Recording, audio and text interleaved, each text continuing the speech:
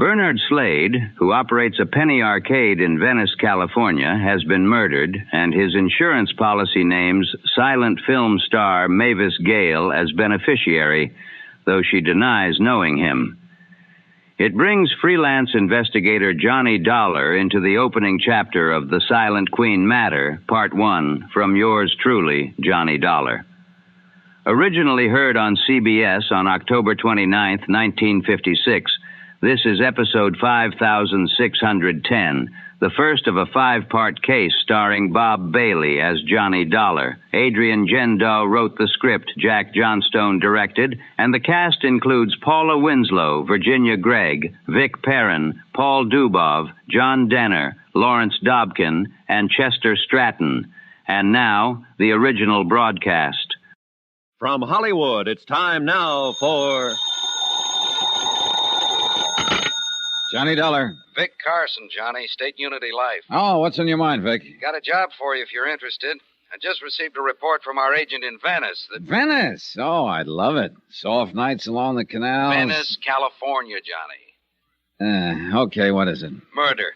Bernard Slade, age 56, penny arcade operator in Ocean Park. That's right. Right next door to Venice. Go on. Well, the body was found in living quarters at the rear of an arcade in the amusement zone. Killer unknown. And? Barney Slade must have been quite a movie fan.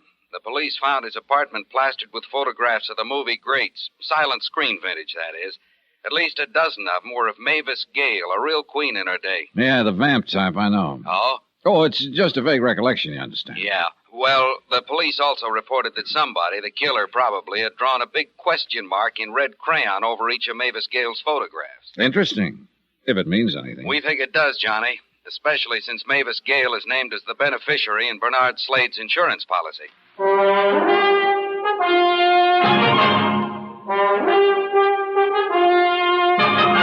Tonight and every weekday night, Bob Bailey in the transcribed adventures of the man with the action-packed expense account, America's fabulous freelance insurance investigator. Yours truly, Johnny Dollar.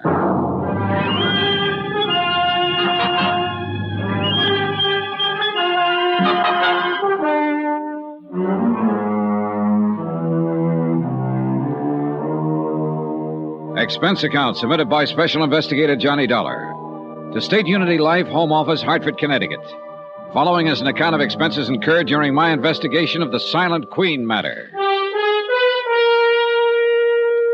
Expense account item 1, $210.65, plane, cab fare, and incidentals to Ocean Park, California. As soon as I checked in at my hotel, I got in touch with Homicide. Sergeant McKay, they said, would probably be down at the pier. I saved you cab fare on this one, Vic. It was a beautiful moonlit night at the beach. A warm breeze was blowing in from the Pacific. And besides, it was only a 3-minute walk from my hotel to the fun zone. A gaudy array of neon and noise, an occasional whiff of salt air seeping through the aromatic blend of fried shrimp, hamburgers, and popcorn. Business was good, and the penny arcade had its share of it. I headed straight for the blonde sitting in the change booth. She looked tired, faded.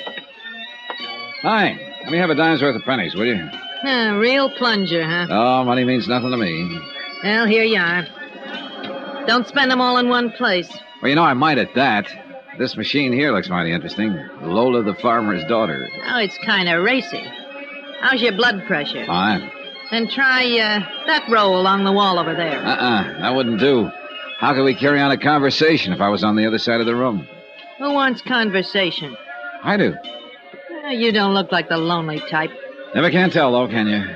Look, you run along while I finish stacking these pennies, huh? No, seriously. All I want is a few answers. Well, I got more than a few, honey. What's on your mind? Barney Slade. What about Barney? You work for him long? Who wants to know?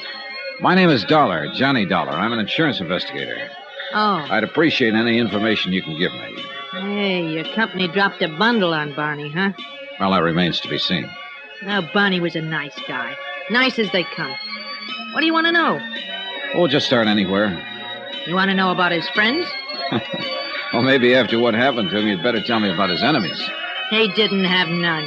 Not one. Oh, must have been quite a fellow. He was, mister. Okay, let's get back to his friends then. Just about everybody along the pier.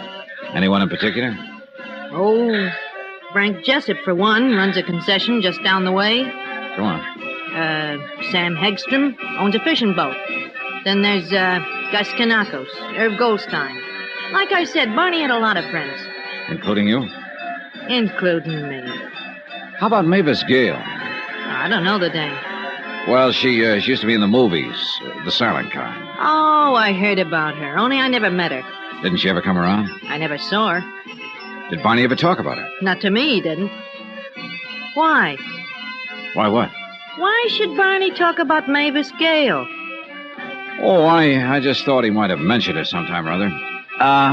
Is that the door to Barney's apartment back there? Yeah, that's right. Mind if I have a look around? That'd be up to Sergeant McKay. Well, look, if he comes in, tell him where I am, will you? Tell him yourself. He's back there in Barney's apartment now. I walked on back and took note of the heavy padlock dangling open on the door leading into Barney Slade's apartment. The small living room was empty, yet it was crowded, too. Crowded with memories of the silent greats. Nazimova, Valentino, Pickford, Fairbanks, Meehan, Swanson, the Gish girls, Lon Chaney, dozens more. Their photographs filling practically every inch of wall space. Mavis Gale was there, too, a big question mark in red crayon drawn over each of her photos. I moved through a narrow kitchen. The back door was wide open. I stepped outside. Who are you? Oh, Johnny Dollar. You must be Sergeant McKay. That's right. Yeah, your office said you'd be here browsing around. So I'm browsing. There's something bothering you, Sergeant? Murder always bothers me. Yeah, I know what you mean. Like those photos in there of Mavis Gale and the question marks on all of them. Now, that bothers me. You think the killer did it? Could be. Let's go back inside. Why not? Or maybe Barney, huh? Maybe Barney what? I'm talking about the question marks. Could be. Pictures belong to him. Yeah, he had quite a gallery here.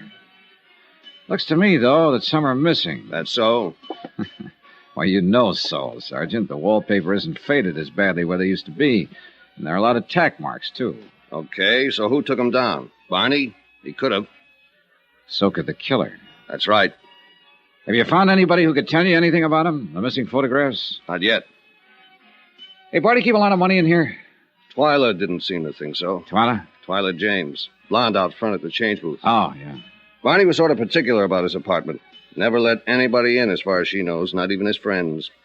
Wonder why. According to Twyla, he seldom used the arcade entrance. Preferred to use the back door. Is that the one the killer used? It was standing wide open when the body was found. Well, who found it, by the way? Twyla. When she showed up for work yesterday, the arcade was closed up, so she went around back. Do you know when Barney was killed? Doc figures around 3 a.m. 2 slugs from a .38. One would have been enough. Any signs of a struggle? Yeah. Lamp over there was on the floor. That chair was turned over, and this table had been upset. Pipes, medicine bottles, pill boxes scattered around. Uh-huh. Heavy bolt and chain on the inside of both doors. Barney didn't have to let a visitor in unless he wanted to. That's right. Of course, he could have run into the killer outside somewhere. Sure he could. Only you don't think so. Unless Barney was in the habit of walking in his sleep. Oh? When we came in and found Barney, he was in pajamas and bathrobe. The wall bed over there had been pulled out and was mussed up. So it figures he was probably asleep when the killer tapped on his door. He got up and let him in. Yet according to Twyla... The place was off limits, even to his friends. But she wasn't around all the time and didn't know all his friends. He found some others? I'd like to find one of them in particular. A man Barney referred to as the preacher. Just the preacher? No name? No. At least Sam Hegstrom couldn't remember. And this preacher, was he allowed into Barney's inner sanctum? Sam's pretty sure he saw the two of them come out the back door one night, a little more than a week ago. Other times, he spotted them taking a late evening stroll along the oceanfront walk. Mm-hmm. Did Sam ever talk with this preacher? No. But he got curious after a while, asked Barney about it. Barney said the man was a very old and dear friend. Let it go at that. And you haven't been able to find out anything more about him, huh? I'm still checking. Well, it would sure be a break if you could locate this preacher. He might be able to tell us something about those missing photographs, what they were. Might also explain why the killer took them. Have you seen enough in here, Dollar? Oh, yeah, sure, I guess so, Sergeant. Hey, tell me, What does Mavis Gale have to say about all this? I only got to talk with her just a couple hours ago when she returned from Palm Springs. She was pretty upset when I told her about the crayon marks on her photographs. But naturally, she couldn't offer any explanation. None? How did she react to the news of Slade's death? Tears and such? She's supposed to weep about it? Why not? Barney Slade must have been a pretty good friend of hers. After all, he named her as the beneficiary in his insurance policy. Oh? That's interesting. What? When I talked with Mavis Gale, she told me she never heard of Barney Slade. Expense account item 2 and 3, $1.10, phone call and cab fare. The call was to Mavis Gale's home in Bel Air. The butler said if it was important, I could find her at McCartney's mortuary in Venice. Cab fare to Venice via what is laughingly called the Speedway, a one-way alley lined with backyards and garbage cans. It took us less than a minute to cross over into Venice, a boom that had busted. A melancholy mixture of old broken-down buildings and the sound of the sea. Crumbling bridges, moss-covered canals, of paved streets wandering disconsolately into sand dunes and ending where the money gave out. A dream that had kind of died of a broken heart. Good evening, sir.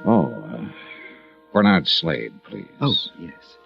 Mr. Slade is in the slumber room at the end of the hall. Is anyone with him? Oh, indeed. Quite a number of his friends. Would you know Mavis Gale if you saw her? The silent screen star? Indeed, I would. At least I think I would. She was one of my favorites. She hasn't shown yet? No, You mean she's expected? So I understand.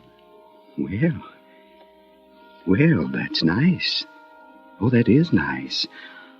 I didn't know she was a friend of Mr. Slade's. Oh, you know most of Barney's friends, huh? I know most of the people along the pier, and they were all his friends. Well, how about one called the Preacher? The Preacher? Mm-hmm. Well, naturally, I'm very well acquainted with many men of the cloth. And if you could tell me his name... I don't know it. Oh. Look, you have a visitor's register here, don't you? In each of the slumber rooms, yes. Just inside the door. Well, thanks. Where did you say Mr. Slade was? Down the hall. Last room on the left.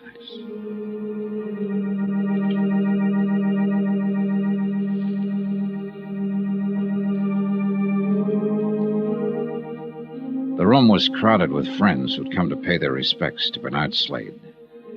I eased over to the visitor's register and gave it a fast rundown. There was nothing to indicate that a minister was among the mourners present. Then I heard the hall door creak open. And there she was, Mavis Gale. Certainly not at all what I expected a vamp of the silent screen to look like 30 years later. Slender, trim, in a smartly tailored suit, and even more attractive than the photographs I'd seen of her in Barney's apartment. She moved down the center aisle to the casket and stood there for a moment. As I walked toward her, she suddenly turned, her eyes wide and staring, her lips moving silently. Then she crumbled to the floor.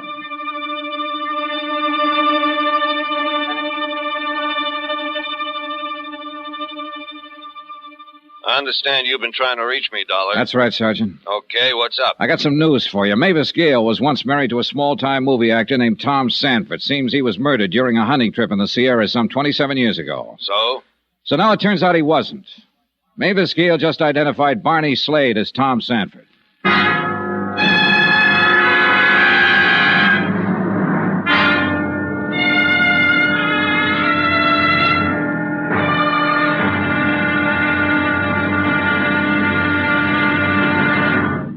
Now, here's our star to tell you about tomorrow's episode of this week's story. Tomorrow, a stagecoach ride. I get some lumps, and a surprise witness turns up. Join us, won't you? Yours truly, Johnny Dollar.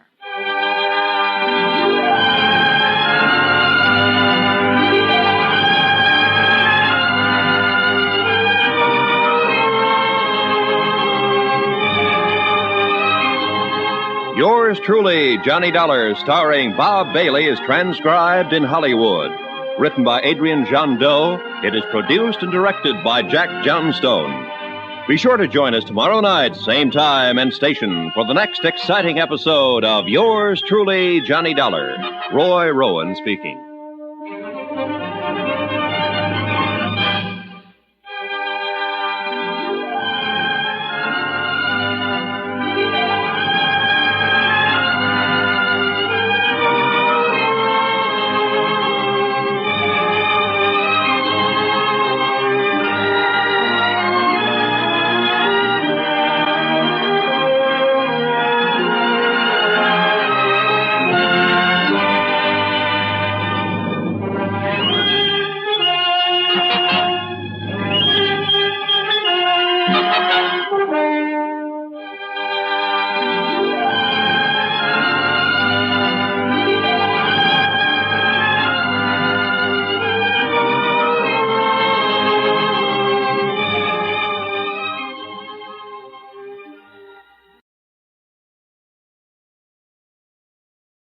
We leave Johnny Dollar at the beginning of The Silent Queen Matter, Part 1. Follow yours truly, Johnny Dollar, for more classic broadcasts.